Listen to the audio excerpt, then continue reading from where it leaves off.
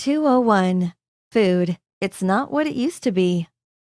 Much has changed over the years. We've gone from horses to cars, typewriters to computers. Many people don't realize that food has changed as well. Unlike typewriters and computers, which look different, our foods look very much the same as they did decades and centuries ago. Even though food looks the same, its composition can be very different. For example, grass-fed beef has a different nutrient profile than corn-fed beef. How food is raised makes a difference in its nutritional value and changes the benefit to your body when you eat it. Food quality matters. Is all food created equal? How is it raised or grown? How a food is raised or grown makes a difference in the nutrition available for your body to use. Many animals are given feed not natural for the animal, reducing its nutritional value.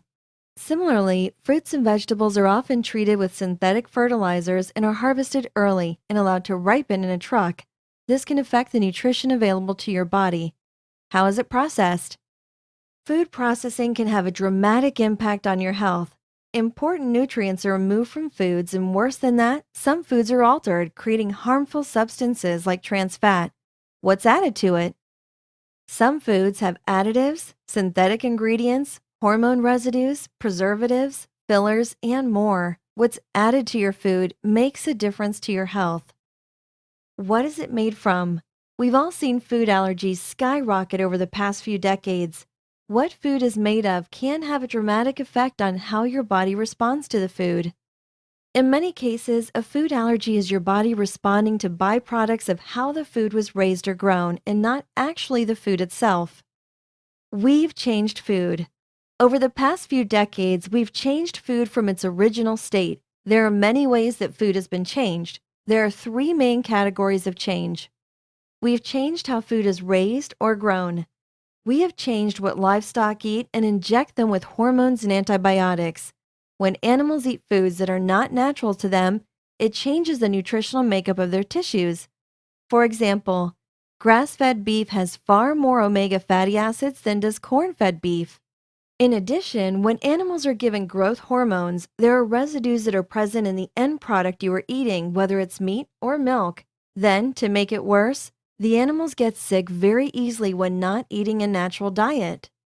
They are injected with antibiotics so that they survive until they are ready for slaughter. Does this sound like a healthy animal you'd like to eat? Animals that are fed properly don't need antibiotics and will have great nutritional value as they were designed to have. Fruits and vegetables are not immune to being altered from how they were created for your body. Synthetic fertilizers don't provide the healthy mineral content to the plants.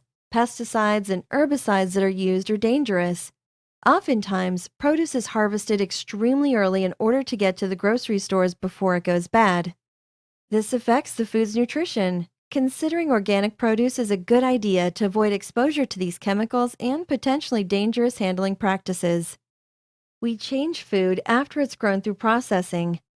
We also change food after it's grown through various methods of food processing. Some food processing removes nutrients in order to increase shelf life.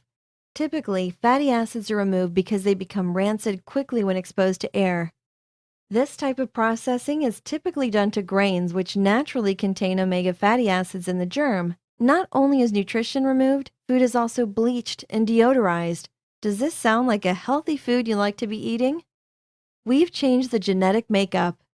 Not only have we removed nutrition and changed food after it's been grown and harvested, scientists have long been genetically modifying food, GMO, before it's planted and grown. As if God didn't design our food correctly in the first place, we think we can do it better. In the case of genetic modification, the changes are often for convenience in growing. For example, making crops immune to certain herbicides or pesticides so they won't die when the chemical is applied. Some seeds are actually registered and classified as a pesticide with the FDA because they contain insect repellent chemicals within the seed itself. Do you really want to eat a food registered as a pesticide? We've changed food. So what? We've seen how food has been changed. Now let's look at how that affects our bodies. When nutrition isn't present because of how an animal or plant is raised, or if nutrients have been processed out of the food, this limits the nutrition you are getting.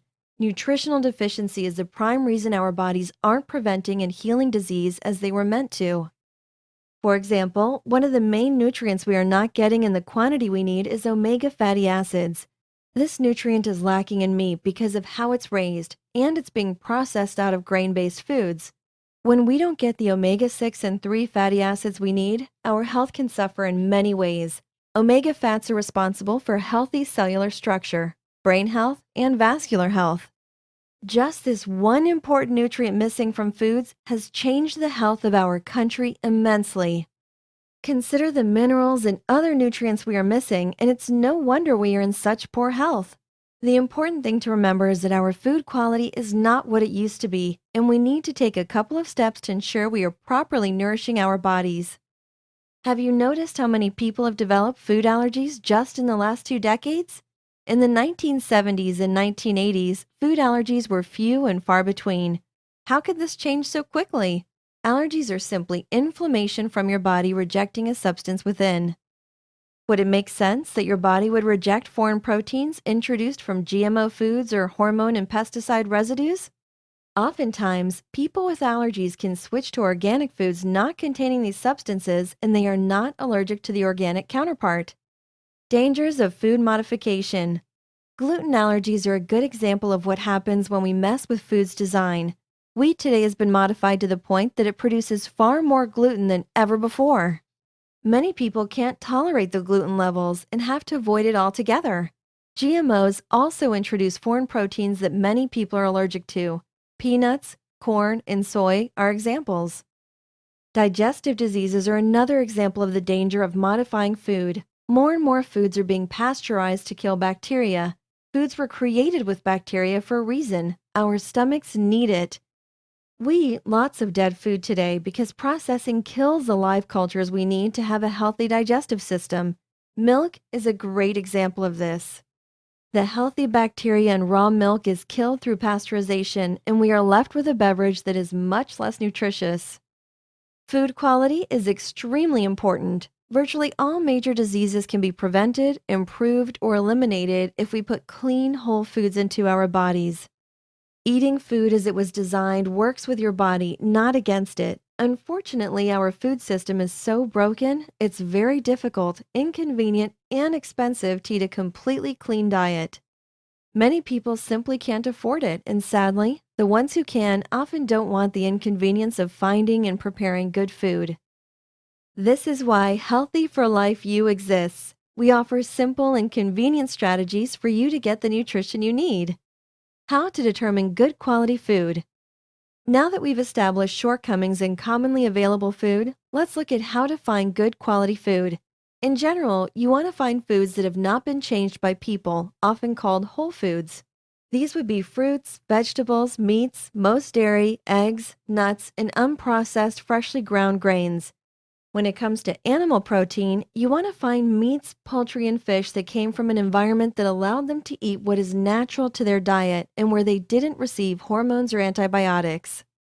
You've probably heard of terms like free range, grass fed, or organic. These are the terms used to describe such an environment. Grass fed usually refers to beef. Free range or cage free refers to poultry. These terms are sometimes used loosely, so use caution and read labels or ask the producer for more information. If a meat is certified organic, that means it wasn't raised with antibiotics or hormones, but it doesn't mean that it was grass-fed. This means it doesn't have the bad stuff in it, but it isn't going to be as nutritious as grass-fed meats are. The majority of fruits and vegetables are grown with pesticide sprays, and many are also grown using herbicides as well. The easiest way to avoid this is to buy organic produce or buy from a local farmer who can tell you how the food is grown. When you are determining what foods to eat, simply ask what has been added, removed, or modified. If the answer is nothing, the food should be good. The more that's been changed, the worse the food. Benefits of whole food. Eating whole foods will make a huge difference in your health and how you feel. When your body begins to get the full spectrum of nutrients it needs, you will experience more energy, a stronger immune system, less sickness, stronger nails, softer hair, and you will just plain feel better. Is clean eating possible in the real world? The short answer is yes. It is entirely possible to eat clean foods and provide your body with the nutrients it needs. In reality, Most people won't keep up with it long term. People are all about convenience, and the additional effort and expense needed to obtain good quality foods and prepare them is often more than most people will keep up with long term. What we recommend is a hybrid solution that is easy to do long term. The hybrid solution is to buy organic for products that contain higher amounts of fat and conventional for products that contain low or no fat. The reason for this is that typically hormone residues or other toxins are stored in the fat cells of animals. Using organic products for foods that are higher in fat will assure that the fat is clean and doesn't contain the toxins you want to avoid. Examples of foods to buy organically are milk, cheese, butter, and non-lean meats such as ribeye, bacon, or 60 to 80% lean ground beef. Some of the conventional products you buy will be lacking in nutritional value but much less expensive and easier to find. In order to make up for the missing nutrients, we also recommend supplementing the missing minerals and omega oils missing from foods. We will expand on this later. Can you believe this? The average American household used to spend an average of 15 to 17% of their household income on food and only 3 to 5% on healthcare. Currently, the average American spends only 5 to 8% of their household income on food and 15 to 20% on healthcare. Creating processed, cheap food is actually proved to be more costly when you consider the healthcare costs, not to mention the lower quality of life. But wait, there's more. The quality of food is very important, but it's also very important to know what types of food to make the foundation of your diet.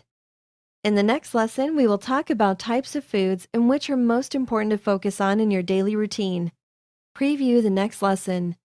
In the next lesson, 202, Proper Fuel for Your Body, we will dive into the details of knowing which foods will provide your body the nutrition it needs to not only heal itself, but to thrive. Some interesting questions we will answer in the next lesson are: can we stop counting calories, fat, and carbs already? Can I really eat fat and improve my health?